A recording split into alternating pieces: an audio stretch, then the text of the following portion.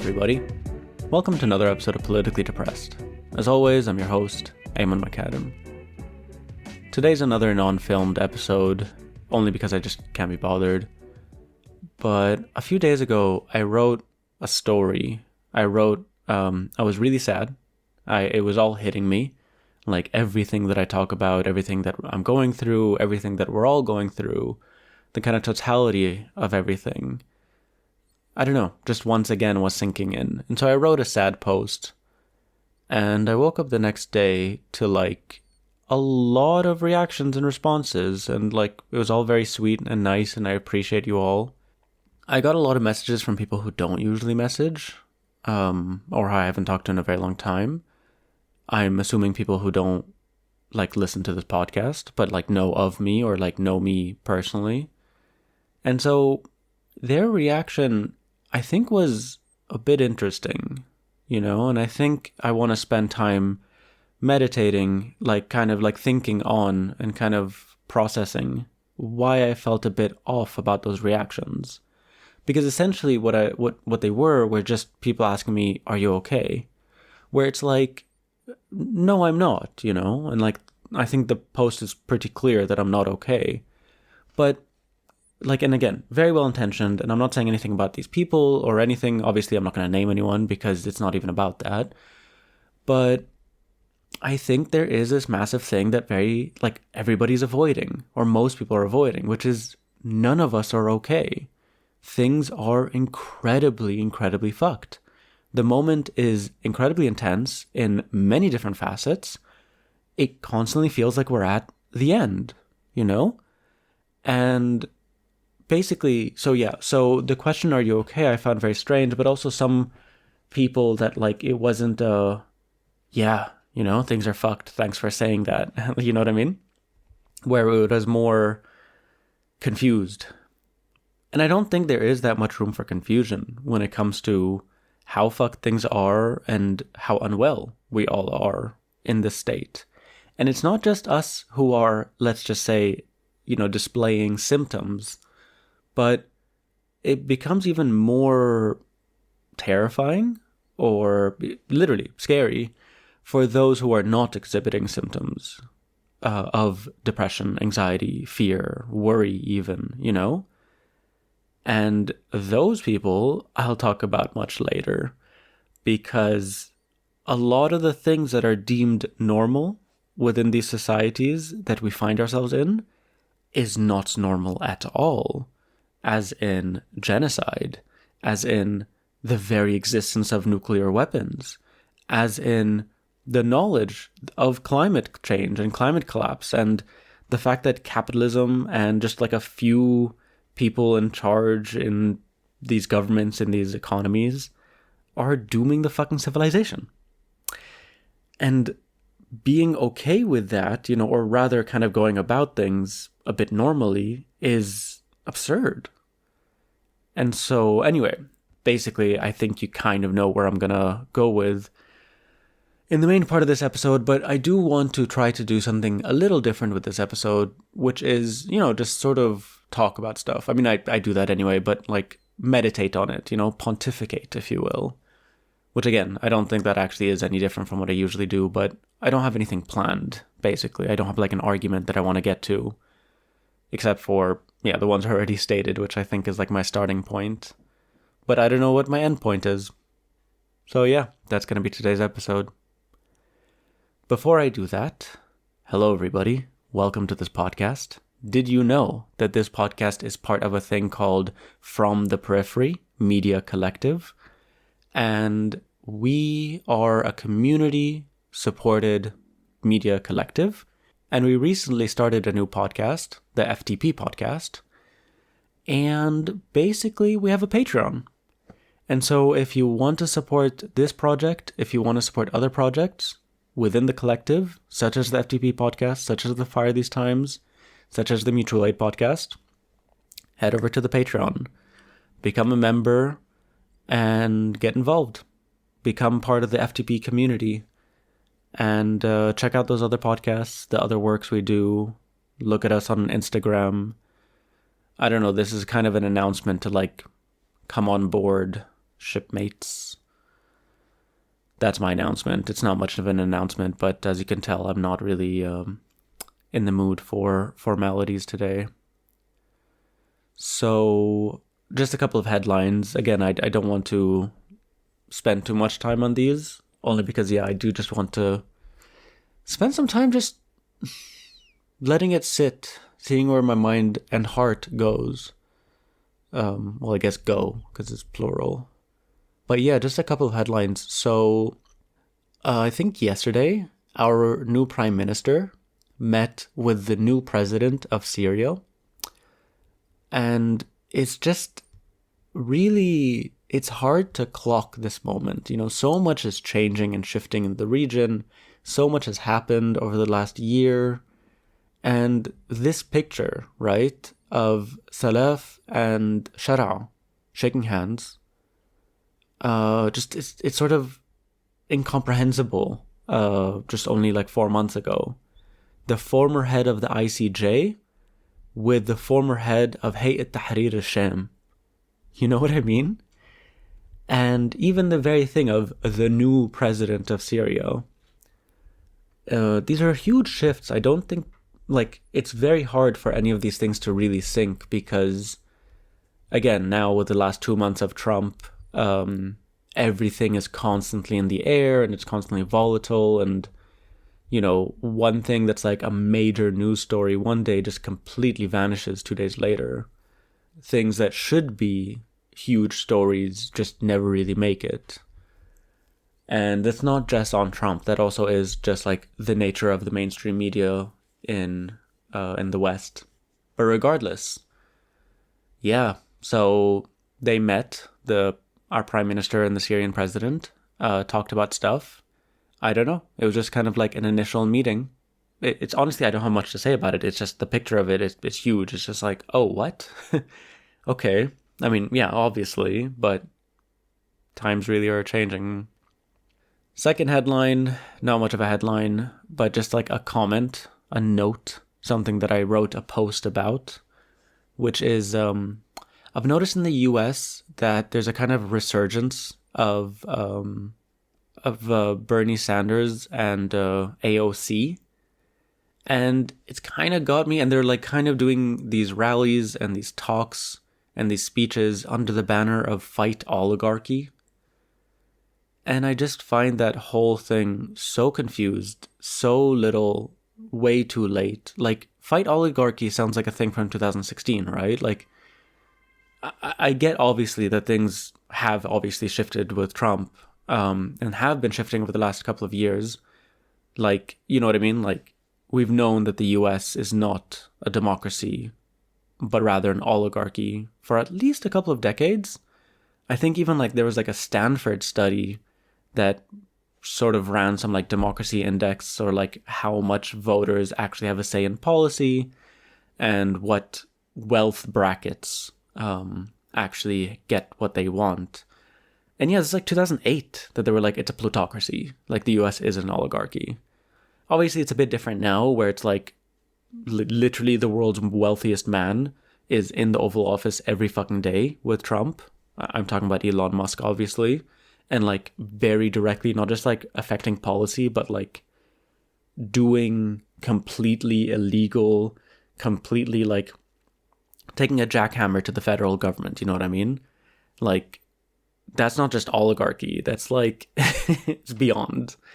But so that's why I find it a bit odd that not only these two people who, honestly, to me, their reputations are completely tarnished. I have no sympathies for Bernie Sanders anymore. If anything, I have like a kind of like tactical, pragmatic, okay, yes, maybe it's an educational thing. He's saying some stuff, but it's fine. But ultimately, unless the platform is fight fascism, which obviously they won't do because fascism is still this like word that is just not accepted in the US as like an actual category. I think basically fascism in a kind of US vernacular means the baddie. And so it's not an actual term for an actual political tendency or something. I don't know, but that's just my impression of it. And so, but also I think of in the biggest sense, like, they do not talk about fascism. because they don't understand it. And in order to understand it, they'd have to reckon with the fascism that is like playing out daily by the Israelis in Gaza, by Netanyahu, by like under Zionism, essentially. And these two people would not do that, even though they're the most like vocal, some of the most vocal critics in the US government, still fall very short of anything just or based on like actual principles of human rights and dignity and whatever. And so, yeah, I don't know. I just find this kind of distinction fucking annoying. Like, it's 2025. Like, there is quite literally, and I don't mean this in a kind of hyperbolic way. I don't mean this in a kind of, I want to just make my point, a fascist president of the United States of America who is allied with other fascists, who is surrounded by fascists, who is enacting a fascist policy. And we could go into detail about what I even mean by that, but that's not what I want to do in this episode. But so, yeah, I don't know. It just kind of feels meh. And I saw this other person posting about it, that they're not revolutionaries, which they're not. Like, and I don't think they even claim to be, because they're working within electoral politics. And, but regardless, it's like, I do agree with this thing that they're trying to fix the system as opposed to working with others to try to dismantle the system, which I think it's become very apparent that it needs a bit of dismantling. What that even means or looks like, I don't know. I'm not American, but also it is a very complicated thing and is definitely something that needs to be studied and analyzed. What an actual alternative is, what abolition of capitalism looks like in specific contexts, and again, huge thing. Not going to get into it. Fuck me. This is meant to be a headline. I'm just going to stop there. But yeah, I just found that a bit interesting. So, okay. Basically, a couple of days ago, I wrote a story on my Instagram. I was feeling incredibly sad and low, and I just wanted to sort of clock that moment because obviously, I've got this podcast called Politically Depressed, and I do like value and like spend time being vulnerable and like sharing my feelings with others in a kind of public way. I see value in that. But so this isn't the first time that I've done something like this, but I think it was something a bit more intense. And it worried a lot of people. And I woke up the next day to a lot of messages. And very heartfelt, and I really appreciate it. And anyway, I said this in the intro, I got a few messages that kind of irked me. Or rather, I think made me realize that there does still need to be a lot of work around, I don't know, opening up more spaces to just be publicly sad. I think a lot of people are in denial about how sad they are. I think a lot of people are finding very unsustainable methods of coping. I certainly am, you know what I mean? It's sort of the moment that I'm experiencing that sadness was when those mechanisms ceased to work. And I was kind of faced again with the reality of the situation we're all in, I'm going to talk a bit about my own personal stuff, but I do want to emphasize that we are all living on this planet, that like every single scientist that is worth their salt, anybody who can read the writings on the wall for the last 2, 3, 4 decades, there is a cataclysmic catastrophe that is heading our way in the form of climate collapse that is already here in many places of the world, that there are apocalypses already happening. I don't know how else to describe what is happening in Gaza except for an apocalypse.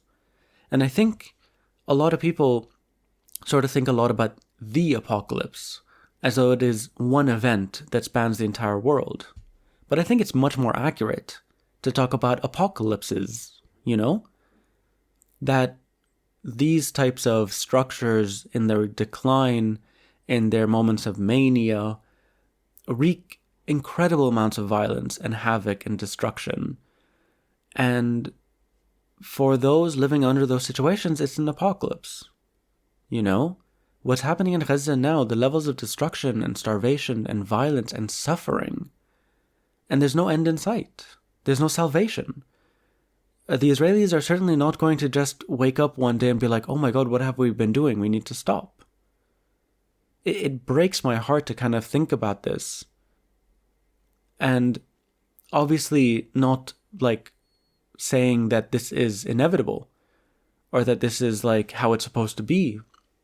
But I think, that is how people in Gaza are experiencing this and describing it, and that they feel abandoned by the world, and not just abandoned, but that the world wants them just to die so that they can move on. I find that fucking atrocious, but it's just, you know what I mean? It is an apocalypse. Amongst many. I think a lot of what people in the Darfur region in Sudan are experiencing, an apocalypse. And again, all this coated within an emerging climate crisis that also does not have a silver lining, that does not have, oh, okay, it'll be 5 years and then things will go back to normal. This is it now. This is reality. This is our lives. And so I was talking to a friend of mine and I asked them how they are. I made the mistake of asking them how they are. But they just told me they're miserable, And in that moment, it was just kind of a bit of a waking up moment for myself as well. For the past few weeks, I've been not thinking about stuff as much or like finding coping mechanisms to be able to function, to be able to make money, to be able to live under capitalism, to be able to just live in this society. You have to delude yourself. Functionally, that is what cognitive behavioral therapy is. That's what CBT is. You have to make a living under capitalism. There is no other system that you can just choose to live under. And so here are some tools to help you cope. Don't try and change the system because it can't be changed. Or even if you're trying, still cope with this stuff. You still have to cope with this stuff. So here are some tools and techniques and whatever. And so, yeah, I don't know. In my response to them, I told them something that I hadn't told anyone else, This is a friend of mine, but we're not that close. We've only recently started talking a few months ago. And they might even be listening to this episode. Hello, if you are, you know who you are. But I told them something I hadn't told anyone else, which is I am incredibly sad as well. And there are certain things that I'm experiencing that I don't talk about in detail, only because I think there's a lot of kind of collective sadness around obviously what's happening in Palestine, climate crisis, Trump, the ascendance of fascism. The list is endless of this kind of thing that we're all bearing witness to. And some of us are obviously much more close to and experiencing in different levels. But basically, amongst my other identities and experiences and personalities, as an Arab, as a Lebanese, I'm an immigrant in this country, in Austria. And part of the experience of migration is that feelings of separation, is the kind of recognition of sometimes, I'd be cooking and I just have a memory of a year ago when I was sitting in a cafe. I was visiting Lebanon and I was sitting in a cafe with my mother, and how beautiful that moment was and how much I longed for it. And just all at once, it hits me that that was a year ago. I haven't seen her since. When's the next time I'm going to see her? Is this my life, that I'm just going to see my mother once a year for a few days, for a few sittings? And it's been 4 years now, and I'm only just now realizing that that's 4 years, It still feels a bit fresh, but, there's so much of the stuff there's a momentum to it, that time is just going on, that my mother is getting older, that I'm getting older, and that my life is just playing out. It's this moving train that I can't stop, but this is the reality. And I what would happen is I'd be cooking and that just kind of hits me and I just burst out crying. but I'm mid cooking and I don't know if this sounds weird, but I don't really have an experience with crying, or I don't have that long of an experience. And so I find myself tearing up, crying, and then very quickly pulling back. You know what I mean? Pulling back the tears. I think there's that feeling that I'm not prepared to confront the reality of the situation I'm in. The misery, in some ways, the kind of suffering, the kind of sadness, the kind of fuck. I miss my mother. And again, it's all connected to like the socio-political, economic, whatever. I did not want to leave Lebanon. I did not want to be in the situation where I only get to see my mother once a year. And again, coming from Lebanon, God knows what the situation is going to be like tomorrow, next week, next month. And so I'm planning on going in summer, which will be my one time a year. But will that trip even happen? I only got to see her a few times last year because I went for a week, because I was terrified that the war was going to escalate. And sure enough, when I left 2 days later, there was the pager attack. Following that was an escalation of the war, essentially, into Beirut, into like more airstrikes and more bombardment, and then the invasion, and it was fucking terrifying just to witness from afar. But so I left and ultimately I left 4 years ago because I saw this war coming. This is why I don't really buy for a second any narrative that connects the Israeli war on Lebanon, the Israeli aggression on Lebanon, with October 8th, with Hezbollah's opening up of the support front, To me, there's this big distinction between their interests, their plans. The pager attack was planned like 6 years in advance, Same, I don't know if I talked about this in this podcast, but just to note, because I bring that up because I think it's a very important point, and it's a similar point to something this Palestinian writer, Tariq Baouni, says, that we need to separate October 7 and the Hamas attacks of October 7 with the genocide in Gaza, because the genocide has been going on for much longer. The policy, the plan, the siege, and you know what I mean? It's like that was a sort of trigger, or it's going to sound really horrible, but it was an opportunity. It clearly, obviously, is an opportunity for Netanyahu. But in terms of like the genocidal policies and like desire to cleanse Gaza of its population, of its Palestinian population, it's been there for at least a couple of decades. You know what I mean? There's like literally a UN report from like 2019 that the occupation has made Gaza inhospitable to life. This is before the current war. This is 4 years before. Anyway, I went into a bit of a tangent there. I am very fucking sad. And I think all of us are very sad. All of us who are aware of what's happening, who are seeing, who are just kind of cognizant of where we are heading as a society. And here, obviously, there are many different societies that I'm sure everyone's listening from, but I think it's very similar. Like, things are heading in a very scary direction. And it's been clear for the last 10, 15 years that we are heading for a kind of global catastrophe. And so you can't understand the rise of fascism without understanding that, right? Like, a lot of what Musk and his ilk have been talking about, it's very, we are preparing for the apocalypse.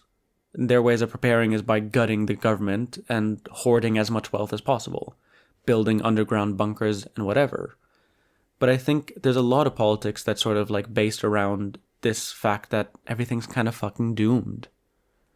But we do not have the tools and the techniques and the understandings to deal with this sadness. I think I am definitely going to now prioritize more this video essay that I was planning on doing, that I've kind of shelved, but I'm bringing back to the fore, about psychology. But I'm going to focus it more on pathology, on the sort of like societal sickness, and the inability to cope within a sick society.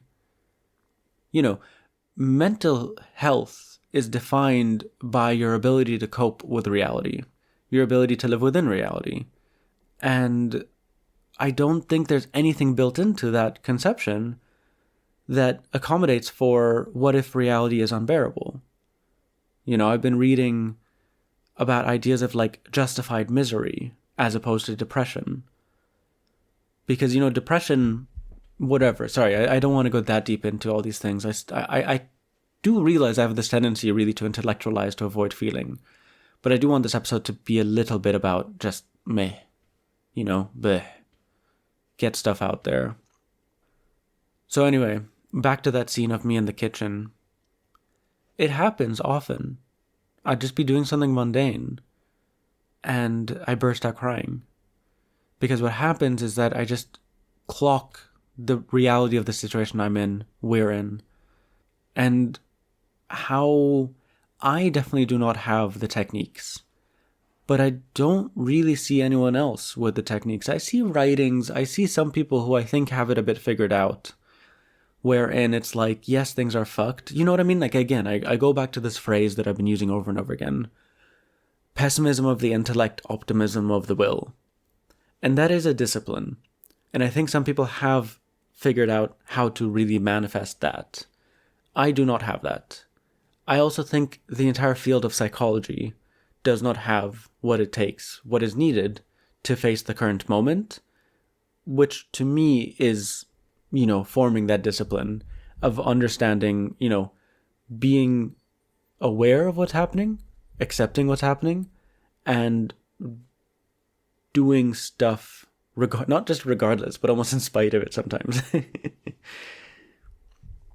Like, there are certain things that I want to do that I can't do. And I think that's a lot of people, because of how sad I am. The sadness kind of prevents me from doing stuff which might stop me from being sad. But also, it's not just on me.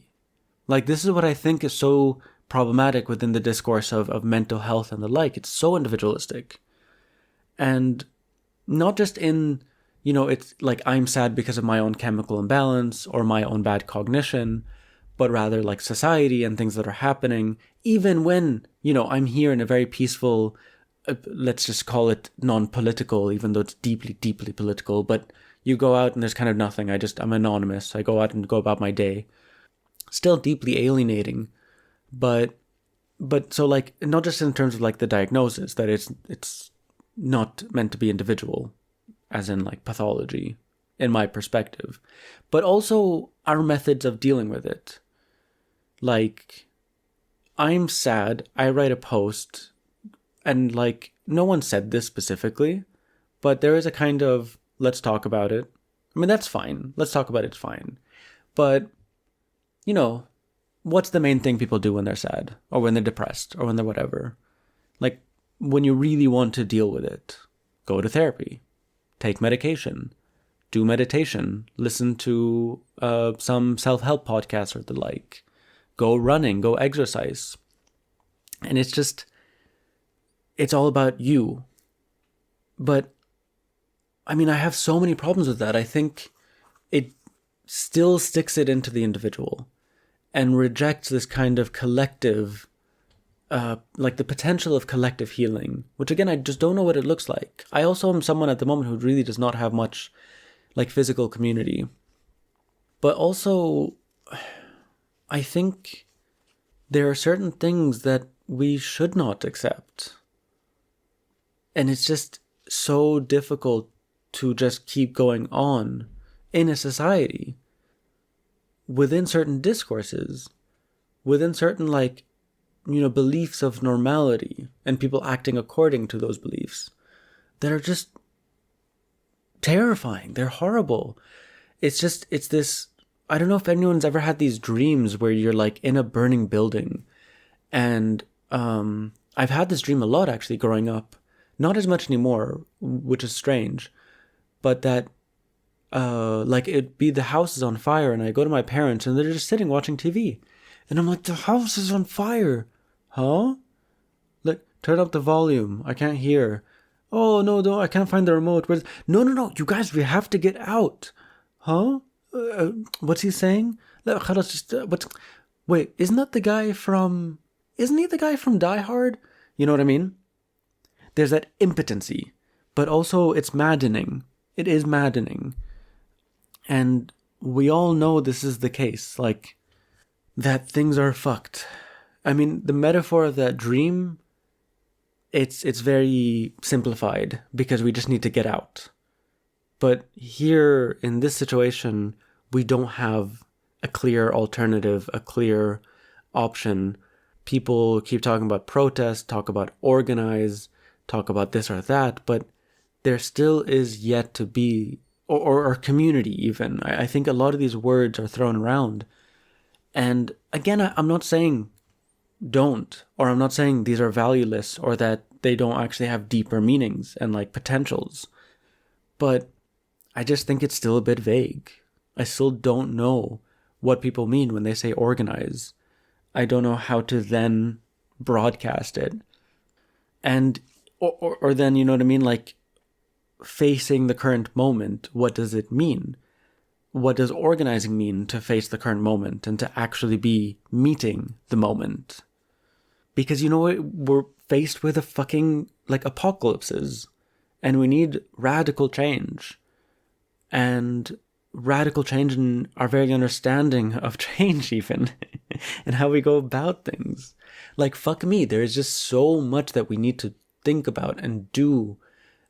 And at the same time, everyone is just fucking exhausted from work and unable to spend time doing this stuff. And while we still have to keep going on with the kind of, you know, basics of fucking capitalism, this added constant new shit of fascism, of climate collapse, it's just gonna get harder. And so we're in this really fucked up situation wherein at the worst time we have to be at our best. Or like when it's the hardest, we need to, I don't know. You know exactly what I'm saying. But anyway, I just don't think any of us are okay. And those of us for whom we can express these things, for those of us who are visibly sad, visibly alienated, these, I think, you know, and this returns to a kind of a book that I'm going to reference a lot in the next video essay, Sane Society by Erich Fromm, that it is preferable, in my opinion, from my perspective, to be experiencing the symptoms than to not. Because I think it takes a very scary level of distance and delusion to not be affected. So I basically think that I'm basically kind of describing three categories. And I don't think this is all people, obviously. But basically, people who are aware of things going on, that are just like aware of the history, the tendencies, the movements that are happening now, and the kind of fucked future or whatever, and are displaying symptoms similar to like depression, anxiety, and beyond, you know what I mean? Mania even, and other stuff. Those who are aware but are still kind of like going about life normally because it's like, yeah, it's bad, but it's not going to be that bad. But it's actually, I don't know, kind of living a bit in delusion. Sometimes out of necessity, not judging in this case. But the third one that I think very few people talk about, which is the madness of Zionism. The madness of people who are not just aware of the horrors and are like, we can't do anything about it, and it's terrifying and it's sad and I feel bad, but it's not really affecting me. But people who are championing, people who are advocating for what Israel is doing, who are, to me, bloodthirsty, you know what I mean? They call us savage. There is nothing more savage than what the Israelis have done to Gaza in the last 2 years. There's nothing more savage than people defending it in the comfort of their own, you know, far away or whatever. And this to me is an illness. It's also a kind of, I mean, an illness again, and I want to preface, I probably should have said this at the very beginning, that I am very critical of a kind of, I discovered a new term actually doing this research, sanist, you know, like sanism, the kind of assumption of a normal psychological template or whatever. The norm, essentially. Chamain, what are you doing? Sorry, my cat was licking something. So when I use terms like mad or I don't use the word like insane too often, but I think trying to apply the negative connotations onto a different group of people, even though, you know, they're doing horrible, disgusting, like just even the word savage, you know what I mean? Like it is a colonial term meant to discredit and justify the murder of indigenous and colonized people. And so then what value is there in me saying, actually, no, you're the savage? You see what I mean? But regardless, that's a whole other thing. But I think we do constantly live, especially those of us in the West, with other people. You know what I mean? Like fascists, white supremacists, Zionists. And these are morbid ideologies that are treated as normal, are accepted as normal, are just, oh, it's okay, this person's there, I like my salad this way, you like your salad this way, I voted Social Democrat, you voted fascist, I believe that immigration is a little complicated, you believe that immigration is the worst of the worst and they should all be killed and deported. That's just part of being in a democracy, you know what I mean? Like, it's maddening, but it's just a reality. And it's a reality that these are treated as normal when they're not normal. There's nothing normal about what's going on. Nothing. There's nothing normal about Trump. Nothing normal about fucking genocide. There's nothing normal about Elon Musk and his Nazi salute. There's nothing normal about the normalization of huge, indescribable levels of violence and authoritarianism and totalitarianism. Fuck me. There is just so much, and I have been so fucked up these last few fucking years of my life. And basically, I'm not going to stop talking about it. I'm going to talk about it more. I'm probably going to pivot more in this podcast to focusing on that. Now that I've got this FTP podcast that I'm like a regular host of, I'll probably do episodes there where it's like analysis, like through interviews and the like.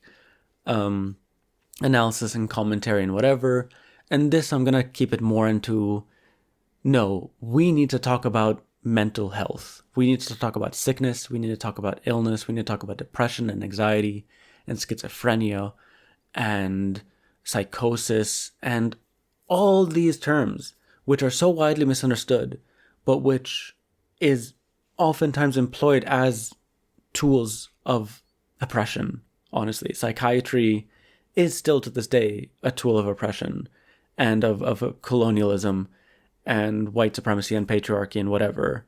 You know, I think schizophrenia for a while in the 50s was called like was it the mother's disorder or like a housewife's disorder? Sorry, whatever. I got really deep into it at the very end there, but things are fucked. And aside from figuring it out at like a psychological, like a political, historical, whatever level, we are human agents in this. It is really difficult. It is really hard. And so, yeah, I'm definitely going to just talk more about it. Again, I already do. I don't know why I keep thinking I'm pivoting when I'm like literally doing the same exact shit I've been doing since day one. But anyway, in lieu of therapy, I'm going to do more episodes where it's just me going off on a certain thing while looking out of the window, staring at the sky. Which is basically what this episode has been. So that's that episode. I hope you've enjoyed it. If you have, there's a number of ways you can support this podcast. You can leave a tip in the tip jar below. You can become a member of our Patreon, which is From the Periphery, patreon.com. Sorry, patreon.com/FromThePeriphery. Become a monthly member, become a member of our collective, essentially, and help this podcast, but other podcasts grow. You get exclusive content, blah, blah, blah. If you can't support this podcast financially, you can still support it by liking and subscribing and leaving a rating or a review wherever you're listening to this podcast. Helps us boost it in the algorithm. And you can also help it by boosting us in the organic algorithm of society. Tell your friends, tell your family, talk about this podcast to people, share episodes, the like. So with that said, thank you for listening. I'll see you all next time.